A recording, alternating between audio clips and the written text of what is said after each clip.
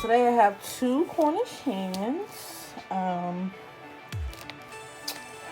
got this from my local grocery store. I have 3 pepper blends, green, red, and yellow. I have some peeled garlic I'm gonna chop, some onion I will be chopping. We'll be definitely using some extra virgin olive oil.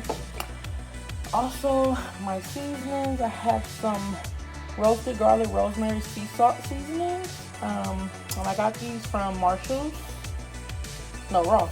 Look at that, Ross. Yeah. So yeah, I love that. I'm gonna have some black pepper, lemon pepper, Italian seasoning, and this is from my local area rub, Oaktown Spices. This is their Persian lime curry rub. I love this stuff, so we're gonna put that on there. A little bit of some flour seasoning salt. I'm also going to have some minced garlic and the secret ingredient, some sushi ginger. I'll be cutting this up and putting it up as well. So yeah, that's all my ingredients. This is all the stuff I'm going to be using.